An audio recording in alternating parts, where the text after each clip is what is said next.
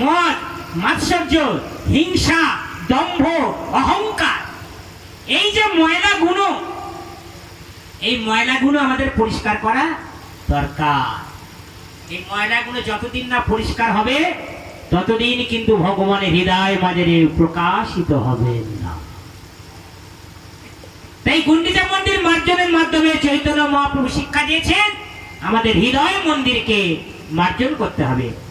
তাই নেত্র উৎসব হয়, মানে ভগবান জগন্নাথ দেবের চোখ দুটো দেখুন বড় বড় না, হ্যাঁ, এই বড় বড় চোখ দিয়ে জগৎবাসীকে তিনি দেখেন আর কি করেন, জগৎবাসীকে সর্ব পাপ থেকে মুক্তি করেন। তাহলে তিন ভাই বোনে তিনটে রথে উঠেছে, আলাদা আলাদা রথ। জগন্নাথ দেবের যে রথ, সেই রথের নাম কি? নন্দী ঘোষ। দাদা বলরাম, বলরামের রথের নাম তালধ্বজ। আর ভগ্নী সুভদ্রার রথের নাম হলো দর্পদন। জগন্নাথ দেবের রথে 16টা চাকা, বলদেবের রথে 14টা চাকা, আর ভগ্নী সুভদ্রার রথে 12টা চাকা। তাই জগন্নাথ দেবের 16টা চাকা, তার তত্ত্বটা কি না, 16টা চাকা হলো মানে 10 ইন্দ্রিয় আর 16 রিপু, এই 16 চাকার তত্ত্ব। 10 ইন্দ্রিয় কি কি?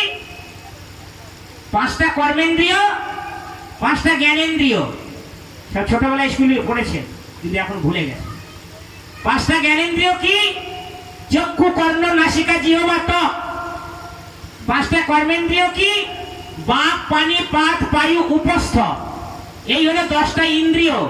আর 16 রিপু, যে 16 রিপুগুলো সদা সর্বদা আমাদের জ্বালিয়ে মারে। কাম, ক্রোধ, লোভ, মোহ, মদ, মাৎসর্য, এই 16 রিপু। তাই 10 ইন্দ্রিয়, 16 রিপু, এই হলো 16 চাকার তত্ত্ব। দাদা বলরামের রথের চাকা 14টা চাকা আছে। 14টা চাকার কি তত্ত্ব না, আমাদের ব্রহ্মাণ্ডের 14টা ভুবন আছে। নিচে আছে 7টা পাতাল, উপরে আছে 7টা স্বর্গ, এই হলো 14টা ভুবন। আর ভগ্নী সুভদ্রা রথের 12টা চাকা। এই 12টা চাকার তত্ত্ব কি না, আমাদের কটা মাস আছে মা? 12টা মাস আছে। 12টা মাসে 12 জন দেবতা কিন্তু পূজিত হয়। 12 জন অধিপতি দেবতা আছে 12টা মাসে, তাদেরকে বলা হয় দ্বাদশ আদিত্য। এই দ্বাদশ আদিত্য হলো 12টা চাকার তত্ত্ব। 3 ভাই বোনের রথে উঠেছে। 3 ভাই বোনে কি পাশাপাশি যাচ্ছে না আগে পিছে যাচ্ছে? হরিবল আগে পিছে যাচ্ছে। তাহলে কার রথটা আগে আছে? দাদার রথটা আগে, মাঝখানে আছে ভগ্নীর রথ, পিছনে আছে ভগবানের রথ।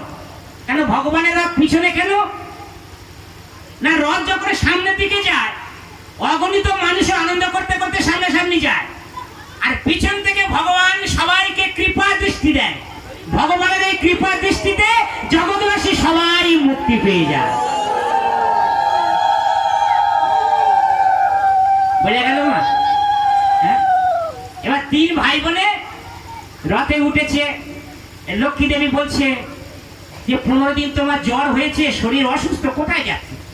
তাই না, আমরা যেমন আমাদের বাড়ির লোকেরা সব বলে তোমার অসুস্থ, তুমি কোথায় যাচ্ছ, সাবধানে থাকো। তাই লক্ষ্মী দেবী বলছে কোথায় যাচ্ছ? এই তো সবাই জ্বর থেকে উঠলে। বলে দেখো অনেকদিন মাসির বাড়ি যাওয়া হয়নি, তো বড় ইচ্ছা হয়েছে মাসির বাড়ি যাব। তবে শোনো, তোমাকে কিন্তু সঙ্গে নেবো না। তুমি আমার স্ত্রী হলে কি হবে, তোমাকে নেওয়া যাবে না।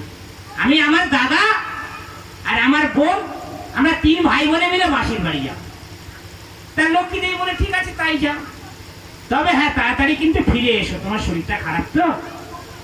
স্ত্রী হিসাবে স্বামীকে যা বলে, বলে ঠিক আছে আমি যাবো আর আসবো, মাসির বাড়ি যাবো, মাসিকে দেখে এক্ষুনি চলে আসবো। এবারে 3 ভাই বোনে রথে উঠেছে। তাহলে উনি কোথায় যাচ্ছেন? নীলাচল থেকে সুন্দরাচলে যাচ্ছে। ভগবান পুরীধামে যে স্থানে থাকে, পুরীধামকে বলা হয় নীলাচল ধাম, পুরীধামকে বলা হয় পুরুষোত্তম ধাম। তাহলে নীলাচল থেকে কোথায় যাচ্ছে? সুন্দরাচল। মাসির বাড়ি গুন্ডিচা, যে জায়গাটা সেই জায়গার নাম হলো সুন্দরাচল।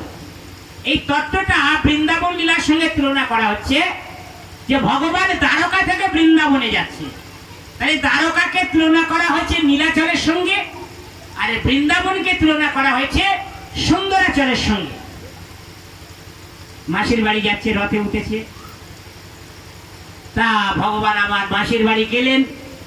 এদিকে লক্ষ্মী দেবী দিন গুনছে, 1 দিন 2 দিন 3 দিন 4 দিন, আজকে 5 দিনে পড়েছে। বলে লোকটা বললো এক্ষুনি চলে আসবো, এক্ষুনি আসবো বলে সেই যে চলে গেল, 5 দিন হয়ে গেল, বাড়ি আসার নাম নেই। হ্যাঁ, লক্ষ্মী দেবী একটু ক্রোধান্বিত হলো, রেগে গেল, বলে তার দাসীদের সঙ্গে করে নিয়ে এবার চল তো সব যাই, কোথায় আছে দেখে আসি, বললে এক্ষুনি চলে আসবো। গিয়ে মাসির বাড়ি আছে, মাসির বাড়ি গিয়ে নিশ্চয়ই ভালো করে সেবা পাচ্ছে, আমাদের কথা ভুলে গেছে, চল বলে দাসীদের সঙ্গে করে নিয়ে লক্ষ্মী দেবী মাসির বাড়ি যাচ্ছে। আজকের সেই দিন, আজকের দিনটার নাম কি? হেরা পঞ্চমী, তাই না? হেরা মানে দেখা, দর্শন করা, যে পঞ্চমীর দিনে গিয়ে দেখি মাসির বাড়ি কি করছেন তিনি। এবার ইনি দাসীদের সঙ্গে করে নিয়ে মাসির বাড়ি গেলেন। মাসির বাড়ি গেলে সেখানে একটা ঝামেলা শুরু হলো, গন্ডগোল হলো, ঠিক আছে। এখন লক্ষ্মী দেবীর দলবল আর ভগবানের দলবল, ঠিক আছে। এখন স্বামীকে বলছে তুমি তাড়াতাড়ি চলো, তুমি এক্ষুনি আসবো বলে চলে এসে মাসির বাড়ি আছো, বাড়ি যাওয়ার নাম করো না, এই বলে রথের ধরি নিয়ে একটা ঝামেলা হয়, ঠিক আছে। যাই হোক, তারপর কোনো রকমে মাকে সান্ত্বনা করা হলো। মাকে সান্ত্বনা করার পর মা তার দাসীদের সঙ্গে করে নিয়ে আবার নীলাচলে চলে গেলেন। তা জগন্নাথ দেব তিনি জগতের নাথ, জগৎবাসী সকলের নাথ। নাথ মানে স্বামী। যিনি জগন্নাথ দেবকে সেবা করে তিনি যদি ভাবে জগন্নাথ দেবে আমার একা, তাহলে সেটা কিন্তু ভুল হবে। জগন্নাথ সকলা, সেই জন্য বলা হয়েছে জগন্নাথ জগতেরও না। তাহলে আমরা যে যে অবস্থায় থাকি না কেন, ভগবান কিন্তু সকলা। কিবা বিপ্র, কিবা ন্যাসী, কিবা শূদ্র, যে কৃষ্ণ ভজে সে হয় বড়, যে না ভজে সে হয় খাটো, মানে ছোট, তাই না? তাহলে জগন্নাথ দেবকে যে শ্রদ্ধা ভাবে আপন ভেবে সেবা করবে, ভগবান জগন্নাথ দেব তার কাছে বিক্রি হয়ে যাবে। সেই জন্য গীতায় ভগবান বলেছেন অনন্য চিন্তায়ন্ত মাং যে জনপর্যুপাসতে তেষাং নিত্যাভিযুক্তানাং যোগক্ষেমং বাহম মাহম। হে অর্জুন, অনন্য চিত্তে যে জন আমার সেবা করে, অনন্য চেতা মানে অনন্য চিত্ত, মানে মন আর অন্যদিকে যাবে না, ভগবান ছাড়া মন আর অন্যদিকে যাবে না, এমন ভাবে যে ভগবানকে সেবা করবে। ভগবান বলেছেন আমি তার যেটা প্রাপ্য বস্তু নয় সেটা পাইয়ে দিই, যেটা তার পাওয়ার কথা নয় আমি সেটা পাইয়ে দিই, আর যেটা তার আছে আমি সেটা সংরক্ষণ করে থাকি। হরি বল, হরি বল। বুঝতে পারলেন ভগবান কি বললেন? যে তোমার যেটা আছে সেটা আমি সংরক্ষণ করি, আমি দায়িত্ব নিয়ে রক্ষা করি, আর যেটা তোমার নেই আমি সেটা তোমার পাইয়ে। তাহলে দেখুন, আমরা এই জগতে জড় বিষয়বস্তু পাওয়ার জন্য টাকা পয়সা, অর্থ ঐশ্বর্য, জায়গা জমি, এগুলো পাওয়ার জন্য কি করছি? ঝগড়া ঝাঁটি, এমনকি ঘৃণ্যতম কাজ করতেও কিন্তু আমরা কেউ দ্বিধাগ্রস্ত হই না।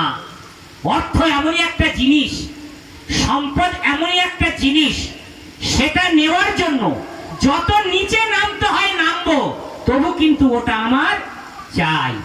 কিন্তু ভগবান বলছেন শোনো, তুমি যদি অনন্য চিত্তে আমার ভজন করো, তাহলে যেটা তোমার নেই আমি তোমার সেটা পাইয়ে দেব, আর যেটা তোমার আছে সেটা আমি রক্ষা করব, তাই না? তাই ভগবান যে এত বড় কথা গীতাতে প্রতিশ্রুতি দিয়েছেন, আর সেই ভগবানের প্রতিশ্রুতির উপর নির্ভর করে সাধুরা কিন্তু অনন্য চিত্তে ভগবানের সেবা করে। দেখুন যারা সাধু সন্ত মানুষ, তাদের কি ঘর বাড়ি আছে, না তাদের ব্যাংক ব্যালেন্স আছে, না তাদের 20-30 বিঘে সম্পত্তি জমি আছে? কিছু নাই। তবুও তারা কিন্তু তাদের কোনো অভাব নাই। এ জগতে যত প্রকারের জীব আছে, প্রত্যেকটা জীব কিন্তু খেয়ে বেঁচে আছে, কেউ কিন্তু না খেয়ে নেই। বলতে পারবে? হ্যাঁ, পিঁপড়ে থেকে শুরু করুন, ছোট ছোট কীট পতঙ্গ থেকে শুরু করুন, পশু পাখি শুরু করুন, তারা কেউ না খেয়ে আছে? বরঞ্চ মানুষ একে অপরকে হিংসা করে, একে অপরকে সর্বনাশ করে, একে অপরকে ঠকিয়ে কি করে বেশি বেশি করে অর্থ উপার্জন করা যায় সেই প্রয়াস করে, তাই না? আচ্ছা, পশু পাখি তারা কারোর দুয়ারে চাকরি করতে যায়, কারোর বাড়ি খাটতে যায়, তবু দেখুন তারা কি না খেয়ে আছে? ভালো করে কথাগুলো শ্রবণ করবে। না খেয়ে আছে কি? তারা কিন্তু সম্পূর্ণভাবে ভগবানের উপর নির্ভরশীল। তারা জানে ভগবান পৃথিবীতে পাঠিয়ে দিয়েছে, মানে তার আগে খাদ্য খাবারটাও পাঠিয়ে দিয়েছে। কেবল মানুষ বিশ্বাস করতে পারে না। 80 লক্ষ প্রজাতির জীব সবাই বিশ্বাস করে। একটা ছোট্ট পিঁপড়ে, আপনার বাড়ির কুকুর, সেও কিন্তু কারোর বাড়ি অর্থ উপার্জন যায় না, সে কিন্তু আপনার উপর নির্ভর করে বেঁচে আছে। আপনি খাওয়া দেবেন না, পাশের বাড়ি একজন খাওয়া দেবে, পাশের বাড়ি খাওয়া দেবেন না, তার বাড়ি একজন খাওয়া দেবে। সুতরাং তার কিন্তু খাবারের অভাবে নাই। যত অভাব এই মানুষে, তাই না? যত অভাবে মানুষের, মানুষ ভগবানের উপরে বিশ্বাস করতে পারে না, সেই জন্য একে অপরকে ঠকায়, একে অপরের উপরে হিংসে করে। কিন্তু ভগবানের উপর বিশ্বাস যদি করা যায়, বিশ্বাসে মিলায় বস্তু, তর্কে বহুদূর, তাই না? শরণা শরণাগতি আছে, দৈন আত্মনিবেদন, গোপৃত্তে বরণ, অবশ্য রক্ষিবে কৃষ্ণ, বিশ্বাসে পালন, ভক্তির অনুকূল করিবে গ্রহণ, ভক্তির প্রতিকূল করিবে বর্জন, শরণা শরণাগতি হইবে যাহার, অবশ্য রক্ষিবে তারে শ্রীনন্দ কুমার।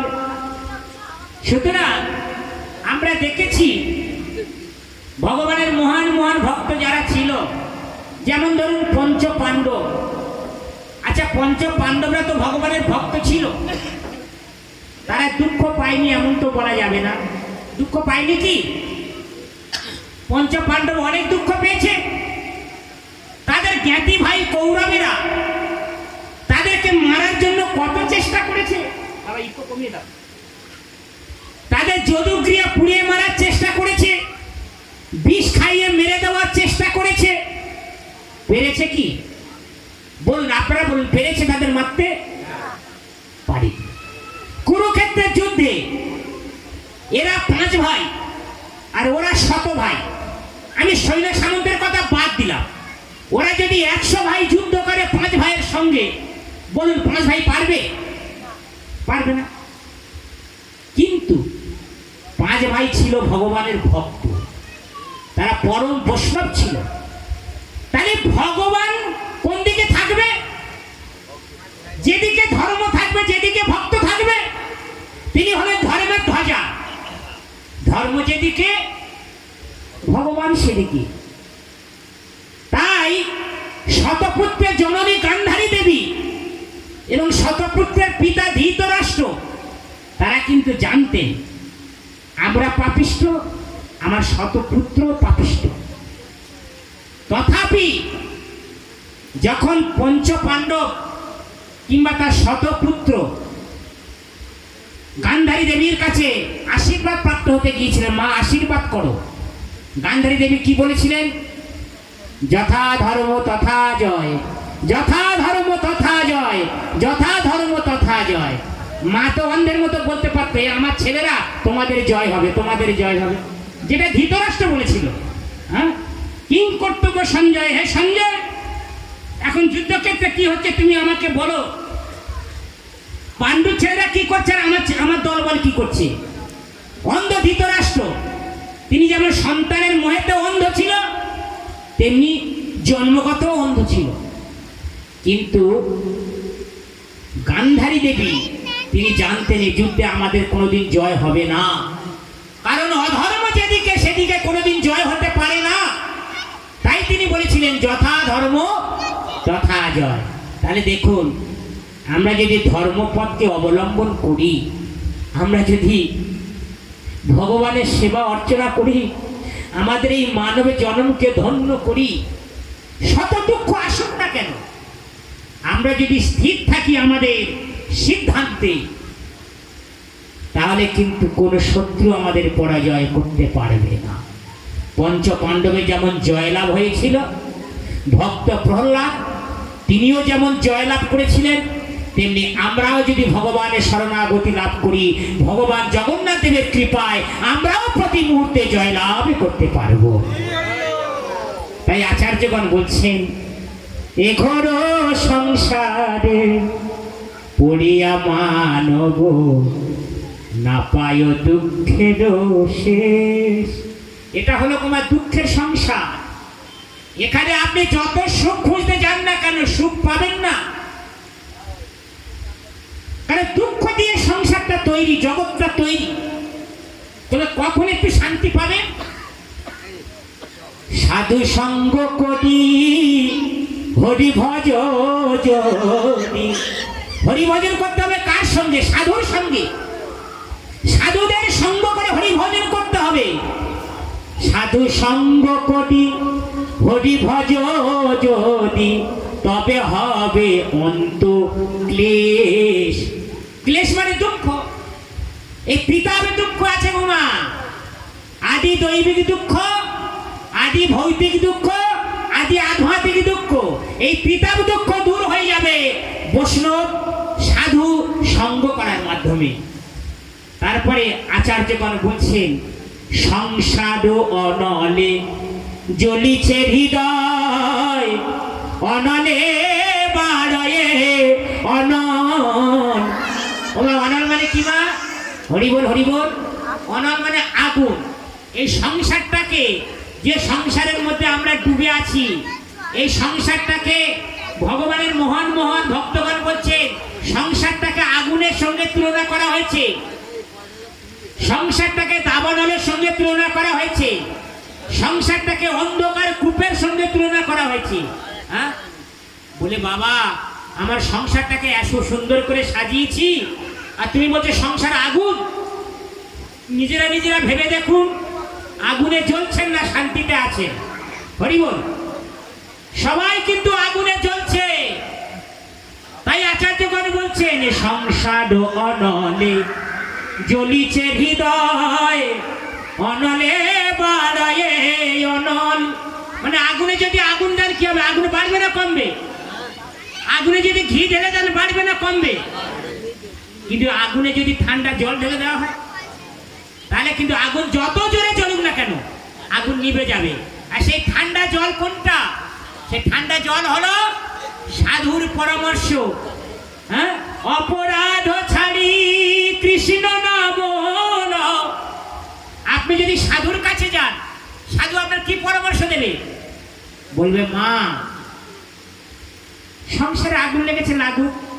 ওই আগুন থামাতে গেলে কি করতে হবে? তুমি বাবা হরে কৃষ্ণ কৃষ্ণ কৃষ্ণ হরে হরে, হরে রাম রাম রাম হরে হরে। মাগো এই মহামন্ত্র কীর্তন করো। এই মহামন্ত্র কীর্তন করলে সংসারের আগুন নিভে যাবে। তাই অপরাধ ছাড়ি কৃষ্ণ নাম লও, তখন অনলে পড়িবে জল। এ ঘোর সংসারে পড়িয়া মানব না পায় দুঃখের শেষ। তাহলে দেখুন, হরিনামের এমন শক্তি, এই হরিনামের শক্তি বলে সর্বপ্রকার দুঃখ দূরীভূত হয়ে যায়।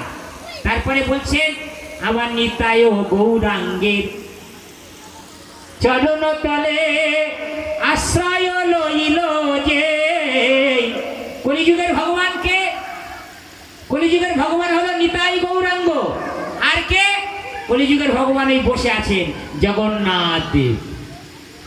হ্যাঁ, তাই নিতাই গৌরাঙ্গে চরণ কমলে আশ্রয় লইল যেই।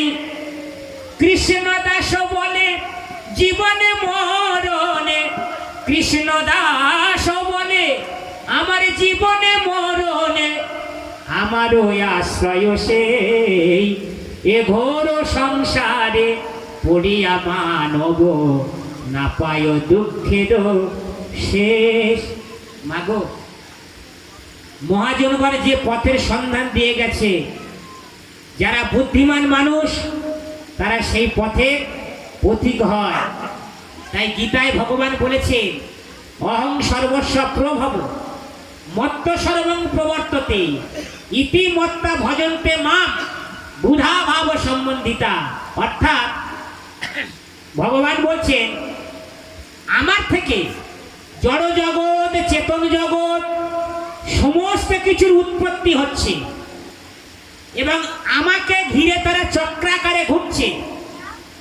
এই তত্ত্ব জেনে যারা বুদ্ধিমান ব্যক্তি, যারা সাধু সজ্জন ব্যক্তি, তারা সবাই আমার সেবায় যুক্ত হয়ে যায়।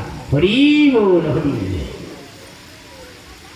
তাই সেখানে ভগবান জগন্নাথ দেব কলিযুগের ভগবান, তিনি বিশেষ কৃপা করার জন্য প্রকটিত হয়েছে নীলাচল ধামেতে। জগন্নাথ দেব তিনি বিশেষ কৃপা করেন আমাদের।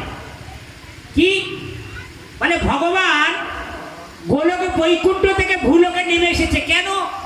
মানে যারা সাধু সঙ্গে যেতে পারে না, তাই না, যারা আমার মন্দিরে আসতে পারে না, মানে তাদেরকে কৃপা করার জন্য জগন্নাথ দেব রাস্তায় নেমে পড়েছে। রাস্তায় নেমে পড়ে অগণিত ভক্তগণকে তিনি কৃপা বরিশন করছেন। সেই জগন্নাথ দেব তার এখানে রূপ কেমন করে হলো দেখুন। ভগবানের হাত নাই, ভগবানের পা নাই, তাই না? কি মা, তাই তো? হ্যাঁ, আপনারা দেখতে পাচ্ছেন তো, ভগবানের পা আছে, পা নেই, ভগবানের হাতও নাই। এটা কি ঠিক? না। বলে যাদের জড় চোখ, এই জড় চোখ দিয়ে ভগবানের হাত পা দেখা যাচ্ছে। এই যে জন্মগত যে চোখ, আপনারা ছোটবেলায় পড়েছেন না, একে চন্দ্র দুয়ে পক্ষ তিনে নেত্র, পড়েছেন তো? কারা কারা পড়েছেন হাত তুলুন দেখি। সবাই পড়েছে। আচ্ছা, তখন কি একবার প্রশ্ন জেগেছিল, মাস্টারের কাছে জিজ্ঞাসা করেছিলেন, বলে বাবা আমাদের তো দুটো করে চোখ দেখতে পাচ্ছি, আর আপনি বলছেন তিনটে চোখ ত্রিনেত্র, আরেকটা চোখ কোথায়? কি তাই না? সবাই তো দুটো করে চোখ দেখতে পাচ্ছি। ত্রিনেত্র, তিনে নেত্র, মানে জন্মগত যে চোখ তাকে বলে চর্ম চোখ। মানে করে শুনবেন, আপনাদের হরিকথা শোনাবার জন্য অনেক কষ্ট করে, ঠিক আছে? আর আমরা সাধু সজ্জন ব্যক্তি, আমরা শাস্ত্রের বাইরে কোনো কথা, মন গড়া কোনো কথা বলি না। শাস্ত্রে যা লেখা আছে আমরা সে কথাই বলি। ভগবানের কথা ছাড়া অন্য কোনো কথা আমাদের মুখ দিয়ে বেরোয় না, ঠিক আছে? প্রচলিত অনেক কীর্তনাদের মুখ থেকে আপনারা কীর্তন শোনেন, তারা অনেক মন গড়া কথা বলে যায়। অনেক কীর্তনীয় আছে ভগবানকেও ভগবানের দোষ খুঁজে, ঠিক আছে? বলে জগতের কারো দোষ খুঁজে পেল না, ভগবানের দোষ খুঁজে। ভগবান কোন বংশে জন্মেছে, ভগবান অসুর না মানুষ, ইত্যাদি ইত্যাদি অনেক কিছু, ঠিক আছে? সুতরাং সাধুরা ও কথা বলে না।